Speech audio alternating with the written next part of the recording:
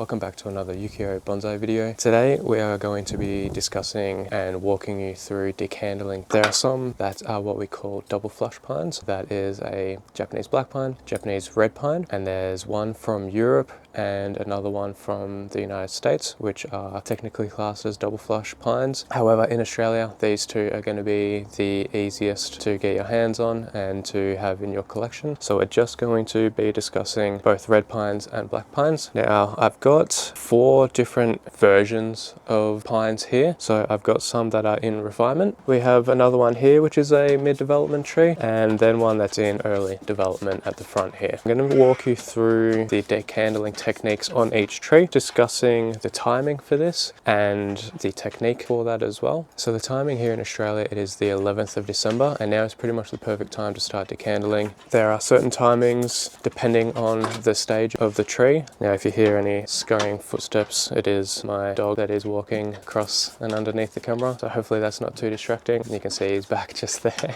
So I'm going to walk you through the techniques first. The main things you're going to need are sharp, clean scissors, because we need to make these cuts as we decandle as sharp, as clean, and as flat as we possibly can. That's just going to help the healing process as we do this. The next thing is some tweezers. Now, some people just hold their candle with their hands and then make the cut. Some find it a little bit easier just to get into all the smaller areas of the tree with some tweezers. Doesn't matter which way, as long as you're careful with the existing needles on the tree and we don't damage them.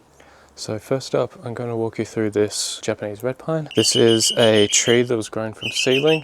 It is around 40 to 45 years old. It just recently underwent a fairly decent redesign. So in that redesign, we have to be aware of where we want to keep developing certain branches on the tree. So for instance, you can see that it's quite healthy and strong up top. It's healthy everywhere else. In the final design process, I really want to keep developing these lower branches and keep this nice and compact up top. So in doing that, we may end up leaving one bud to grow, and by doing that, it's going to allow for elongation, but it's also going to allow thickening of that branch, and we'll basically decandle everything else on that branch structure except for just the one leading branch. So I'm going to try and bring you in a bit closer here just so you can see exactly what I'm doing when I'm decandling this one. So I'm going to take this candle here as an example.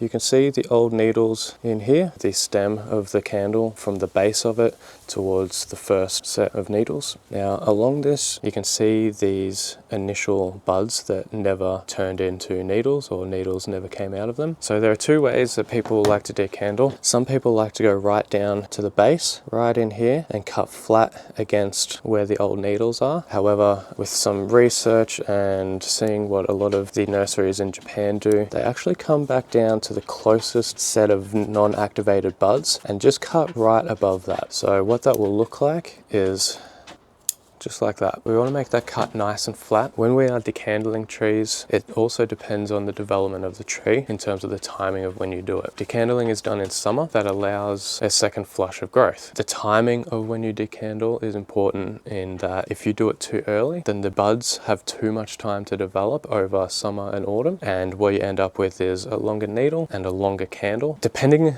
on the tree that you're working on, that isn't always ideal, and it's generally not what we strive for in bonsai. We always are looking for smaller needles, smaller candles to balance the tree. Whereas if it's a tree that is in development, doing it that little bit earlier is okay, because we're just trying to get the most amount of growth out of the tree as possible. It's not going into refinement. We're not trying to shrink the size of the needle or anything like that. We're just going for optimum amount of growth. Doing that earlier in the season, so 1st of December at the very start of summer, that's a better time for your development trees. Whereas as it starts to move into a more refined stage of development, again depending on the tree, you can stretch that out to mid-December to late December even. It's still an okay time to decandle your pines. If you have a small shohin, you can probably wait maybe another week after decandling a larger pine. So I've gone through and decandled everything that I wanted to on this tree. I ended up decandling more than I thought I would. After sort of getting through most of the apex and then working my way down into the lower branches, I realized that there's probably only 1 or 2 out the back that I wanted to elongate and thicken. Now's the perfect time to come through and actually balance all of the growth and the energy of the tree by needle plucking. Generally, people say to needle pluck in autumn,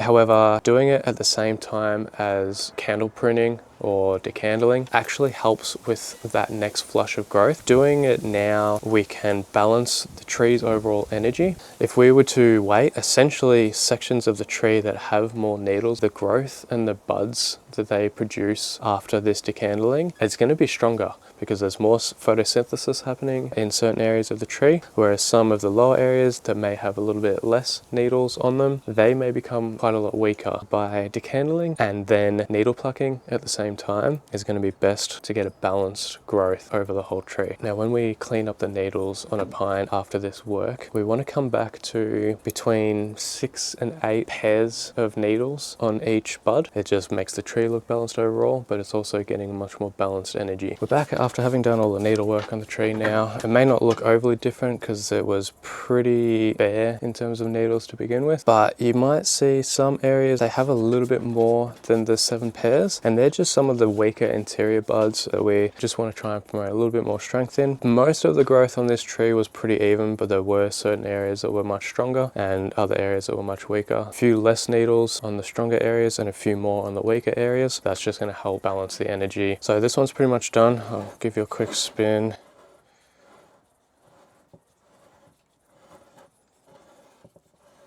So you might be able to see these 2 buds here. We have 1, 2, 3, 4, 5, 6, 7. So 7 pairs of needles. So we want to try and spread that around radially. So aesthetically it's balanced, and also energy wise it's still balanced. It looks natural. We want to keep the needlework balanced as well. The next one we'll move on to is this larger pine. You can see in some areas at the back the growth is quite a lot stronger than some of the lower branches, but we will go through and we'll just play it branch by branch. We don't want just a blanket decandle everything. We want to try and take it step by step on each section of the tree. So I'm going to go through and decandle it, and I'll bring you back and I'll show you what it looks like. Back now with this black pine. Just did all the decandling and then all the needlework on it as well. I've also just taken out, there was a small branch in here, so I decided to get rid of it. It doesn't really fundamentally make sense in the design of the tree. We want a little bit of negative space here, so I actually quite like it now that it's gone. One less weak branch on the tree that isn't necessary for the final design. So I've done this. I'll give you a quick spin of it.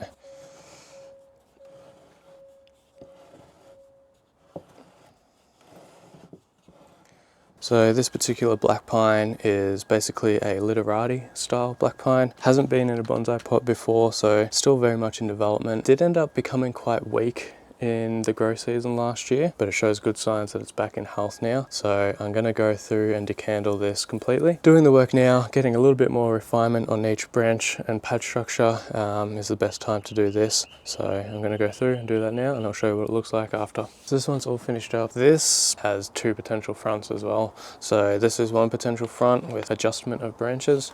The other front is in here, which I think I like a little bit more, but again, it's still in development, so these can probably come down a little bit. There's no wire in this tree at all. If it was wired, that would probably make it a little bit easier to decide. Probably get wired in autumn, which is the prime time to be wiring your pines. Now that this is done, I'll just take you over this early development tree really quick. If you can see in here, we got the trunk coming up here, and then this will be the initial movement in the tree. This is just a sacrifice at this point. I'll show you that at the back. So this section here is just the sacrifice that comes all the way up, and the tree is actually just going to be in this little section here. So I sort of see it from the front here. This will all be nice and compact, potentially like a Mame size literati black pine, which I think would be quite cool. I don't know how compact I'll be able to keep it. For now, we're just focusing on trying to thicken the trunk. There's 4 branches here that you can see, so 2 here and then 2 here. I will come through and decandle these because the end goal is to try and keep this nice and small and compact. Don't think it's going to hurt the health of the tree at all, because we have a lot of energy and health coming through this section of the tree all the way up to the top. So I will thin out these needles and just take it back to 1 extension of growth. Like that, and eventually in autumn these will get wired into position, find a proper apex and work off of that. And we'll get rid of these also. All it's going to do is just take away from the rest of the tree. Now there's a lot of buds starting to pop up here too. We don't want any of these because they're on the sacrifice, so we can just get rid of them just by hand. That way the tree isn't putting energy into areas that we don't want the energy to push into. This will continue to just grow and thicken up the trunk, and then we'll start the development process on this little section in here now. So now that we have all 4 of our pines in the video here done, I just wanted to quickly touch on fertilization for pines in the summertime. So after doing this work, we want to take all of the fertilizer off. We don't want to be feeding the tree more than it needs to. By having fertilizer on, what it's doing is it's just feeding the new candles that are coming out, and it's basically undoing all of the work that we've just done. Because all that's going to do, the second flush is going to come out, it's going to be strong, it's going to be long, the needle size is going to be much bigger and longer. So we take the fertilizer off during summer, and then come autumn can then start to fertilize again. That will set up the buds for spring. But by taking the fertilizer off now during summer, we slow down the growth of the new buds and extensions that are coming out of the tree, and that way we end up with a much smaller, more ramified, more compact and more well balanced tree overall by taking the fertilizer off. So just quickly go over everything that we've done today. We've had different trees in different stages of development. We have refined to mid-development and then early development tree. The same techniques in all of these. However, if you wanted something different out of your tree, more development or more refinement, the timing of when you decandle is important. When you decandle, at the same time, you also want to needle pluck. So you want to balance the tree, the needles, and that will help the new growth from the second flush be balanced and strong across the whole tree. If you have any other questions, please leave a comment below and I'll do my best to get back to you, and we'll see you in the next video.